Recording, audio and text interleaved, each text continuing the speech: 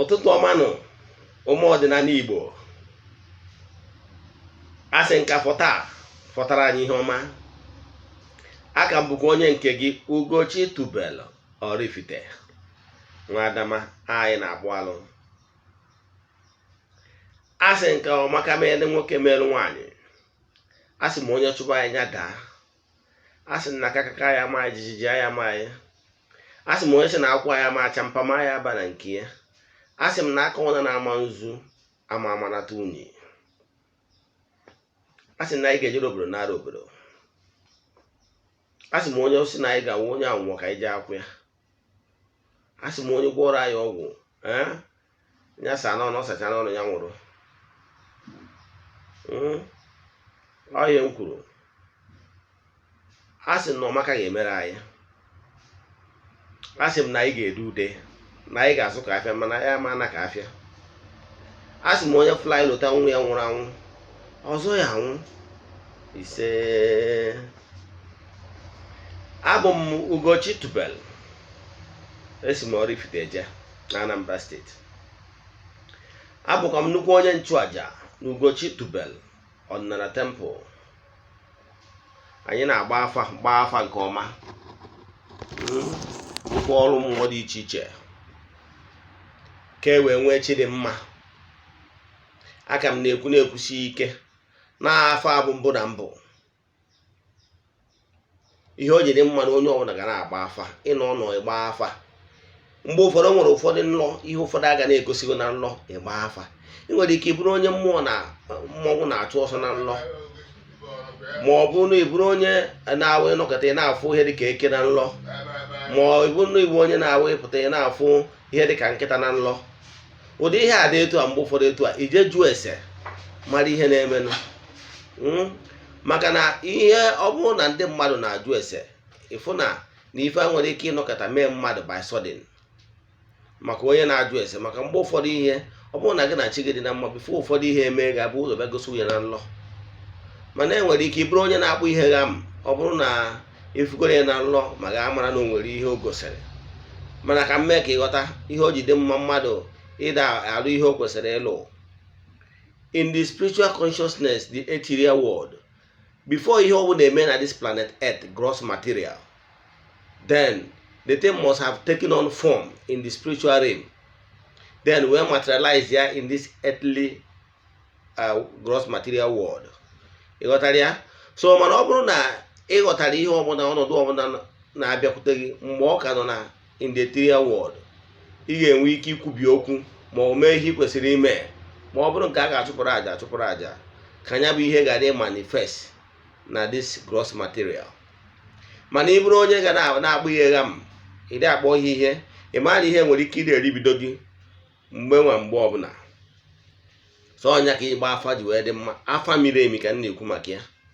Then nkwụcha wee sị na ọ bụgoro na onye a gba afa miri emi, gbasịa afa, ọ bụgoro na onye ahụ ejiri ego o ji eme ihe dị na ozi eziri na ịpụta na spiritual lab o mere, o nwere ụfọdụ mmụọ bụ na ndị a ga-ayọ biko, ndị a ga-awara ọjị, ndị a ga-achụpụrụ aja, gwazie ha nkwa ma ọ bụrụ na enwe chi dị mma na a ga-emie. Then onye a agbakọ mbọ, ọ bụrụ na chi dị mma dị, onye a akawa ahụ mee ihe anya na mmụọ kwuru. Ihe m bịara ịkụzi n'ụbọchị taa bụ ihe gbasalụ alụmdi na nwunye n'ala Igbo. Mgbe gboo, ọ na-adị mwute na nke bụ eziokwu na 80% of marriages today are not even happy. Some are even there managing. Some, according to survey, we're going to say that because of ụmụaka and so many things. Then I can even tell you that 50% of marriage in a collapse as of today bụ na mmụọ tiri ya aka. Awụ na-akpara na anakpa na ọfọ mee ihe kwesịrị ime mgbe a na-abanye ụdị na nwunye. Example, ụmụ onye ofu enyi nwoke sịrị m na ya since ya nụta nwunye ya na-ebido nwebe ọgba aghara na biznes ya, anyị na-azụ biznes ya na-anachigazi azụ. Ihe na-ebute nke a bụrụ na nwaanyị a bụ ajọ mmadụ, mana ihe na-ebute ya bụ na ihe so nwaanyị anwa na ihe so nke nwoke enwero harmony. Ọ pụtaghị na dat nwaanyị ahụ abụ ajọ mmadụ n'onwe ya, kama na ezumezu si enu enwero harmony with ndị nke so nwoke. Nwaanyị ahụ nwere ike ọ hapụkwa nwoke ahụ je nụọ onye ọzọ, ya na nwoke ahụ ihe agabara ha nke ọma, mana onye nke anya na ya nọ kịta ọ bụrụ mgbe gboo, ọ bụrụ ọsị because of na-anọ township ọ na-eme onye pụọ ọlụ oyibo abụja ọfụ nwaanyị ọ nụrụ. Mana mgbe gboo nwoke na-awa otoro oge ịnụ nwaanyị na-eto esi eme n'ọdịnala Igbo, o jekwu nna ya gwa ya na-erugo oge ịnụ nwaanyị, ewesị ya ngwa ka a chọwa nwaanyị. Ihe a na-achọ na nwaanyị abụchọrọ sọ physical beauty, a na-achọkwu agbụrụ. Kpata ndị Igbo ji agbụ ya ka anyị jee na na-abịara na Maazị Ndụka na anyị bịara be ka anyị zelo agbụrụ.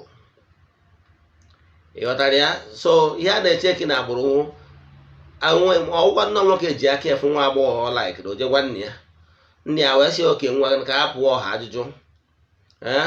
Ọ bụzie nne ya ga-eje jụọ ese, o nwere ike jekwuo n'afa, o jee n'afọ jụọ ese kedu maka nwa na-achọ ịbata, kere ihe si enu, kere ihe a ga-eme, onye ọgbanje ka ọ bụ, onye a ga-achụpụrụ ndị otu ya aja, onye a ga-alụ ọrụ mmiri, onye a ga-emeju ihe dị n'ụzọ ya. O jesizie o jee nene ma ọ bụrụ ọnwụ ike dị. Ihe ndị a ka a na-echeki. Kpatara mgbe gboo a na-echeki ma agbụrụ na-agba n'ilo, agbụrụ nwaanyị na-agwọ ọgwụ, agbụrụ na-enwe ọnwụ ike, ma ọ bụ agbụrụ nwere agwa dị iche iche, ma agbụrụ oshi. Ihe niile ka a na-ajụ ese mgbe gboo. Mana kịta gịnị ka e nweziri? Physical beauty wụzi nke m, mana ije chekie onye a whether physical beauty or not, onye a ihe si enu, ezumezu si enu mụ na ọ ga-emewu. Ezumezu si enu ndị e nwere ike ije chụpụrụ aja before mụ na ya ebiri. Ka ezumezu si enu ndị ọ ga-ama na wuru gị na ya. Ndị oyibo si nọ inwe compatibility. Now mana kịta azị bụ na-adị ajụzi ụmụ ese ndị a enweziri ike emesizie mgbe a lụsị ya bụ di na nwunye, ezumezu so nwaanyị na ezumezu so nwoke ebido gbawa wọọ maka na ọ bụrụ na ajụjụ ese wee hazie ihe dị na ya, ịma na ụzọ ndị na-abụ a ga-enwe ike zochie taizi marụ ihe dị na ya, na ha na-awụ di na nwunye, na ha ejikọwa aka ọnụ for the upliftment of the family and the union. Onye a wee jụọ na ya na onye anụọ di na nwunye na aga nwoke ọmụmụ, a ga-enwekwa ọmụmụ nwoke nwa ọmụmụ nwaanyị. Ọ bụrụ na mmadụ na-abụ anụọ, a ga-enwekwa ihe akụ na ihe enwe. Ihe ndị a bụ ihe a na-ajụ n'afa. Mana kịta ga ihe anyị na-afụzi, before you know it anụwa amụwa na ụmụ, before you know it agba na akwụkwọ. Ụmụ ihe niile awụ ihe na-ebute nsogbu na ezinụlọ dị iche iche. Ihe na-akụwarụ ndị Igbo ka anyị chigatarụ n'etu anyị si eme ihe eji marụ ndị Igbo, na-ejiri marụ ndị bụ nke eji marụ ndị. Na ọ na-adị mwute na ọtụtụ ihe a na-eme a na-akasị kịta. O nwere ike ọ bụrụ na onye nwere kọl, instead of ọ ya ebu ụzọ setụrụ ihe dị na kọl o nwere, hazi ihe dị na ya, dị ụtọ ihe ndị ụka gwara ya, ọ mawanye na marriage, emesizie marriage ahụ akrashikwa. Ọ bụrụ na iwu onye nwere kọl, buru ụzọ sọtụ ihe gbasara kọl gị nwere before na-aga na marriage. Nke bụ eziokwu na ọ bụrụ na ịjụ na ime emie, ịmagbuo na that marriage, rush into that marriage, you rush out.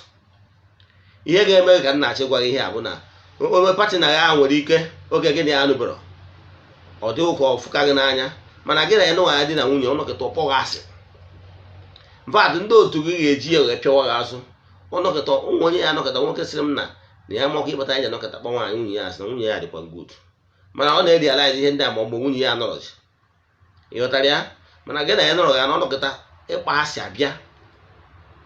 Ihe niile abụ ezumezu mmụọ chọrọ ka apịawa ya azụ ma ọ pịawa gị nwaanyị azụ. So o nwere ike ezumezu so gị ma nke so nwoke nwere ike ime ka marriage karashia. Ịghọtara ya? Nke ọzọ na-agwa ụmụ nwaanyị, ọ bụrụ na ị na-anụ di kịta aga na adịghị ka na-amị ọnụ na-ebi ọfụma, ịmụrụ na ọkịta ka ị ga-eje jụọ ese ihe dị n'ụzọ gị.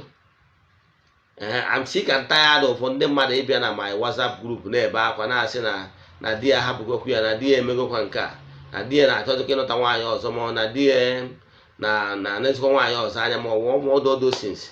Mana ihe ị kwesịrị ime mgbe mmiri ka dị n'ọkpụkpọ ọla, imere ya. Etu a ka ọ dịkwa onye Igbo. The best time for mmadụ seek solution to his or problem, ọ ma ọ bụ mmadụ imele solid foundation ka ihe na-agara ya ọfụma, abụrụ mgbe ị nwego problem. In the spiritual realm, the person na-face go dwindling, that the person na-adabaga adaba. Enweghị that supporting forces na-akwụdoro onye ahụ ka onye ahụ wepụta ihe wee dee ude.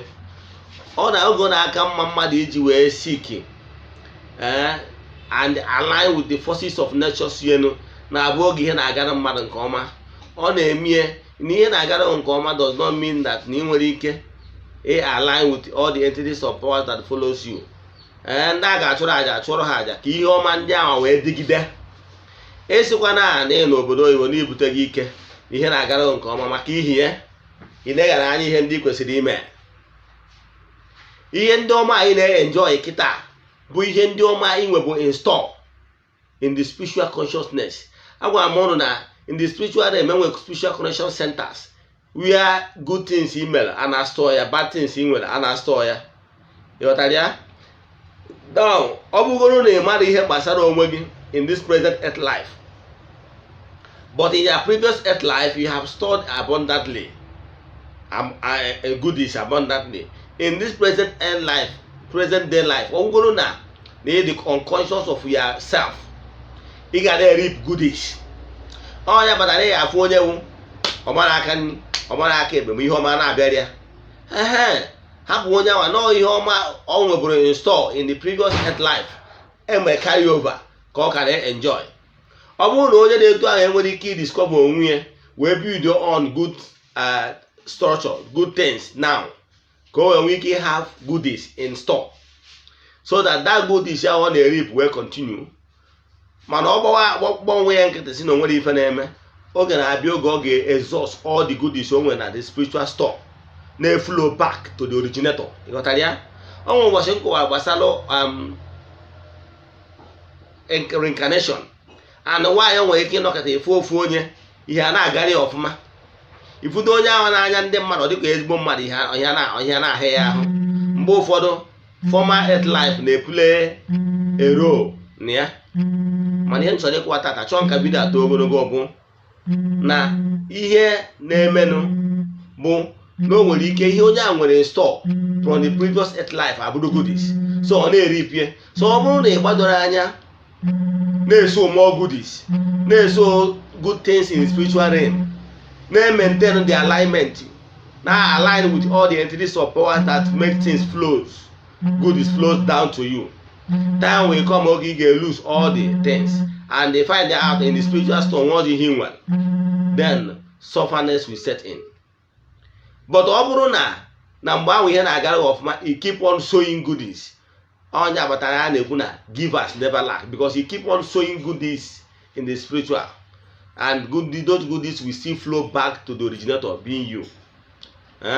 Then mana ọ bụrụ na ihe ichere mgbe ihe niile spiritual this thing dry, very dry, enweghị any goodies in your store, then it will take you a time to cultivate all those goodies again, so that you will bidokwa na riwekwa ihe ọma. So because na ihe ndị nwere enwe agwụna, so ihe bidokwa cultivate nwekwa more, then it chekwa the time of harvesting. And then my head na cultivation, after cultivating them, you water them, you still take a while before this reaping of those goodies. But no, now you know oge dị mma ka ị kwesịrị ịda cultivate more and watering them very well, so that whatever you sow, I keep saying it, go and read it, Galatians 6:7. God can never be mocked. Whatever you sow is what you reap. The law of homogeneous species makes it sure that whatever you sow, you give out to nature, that nature will return it back to you in multiple fold.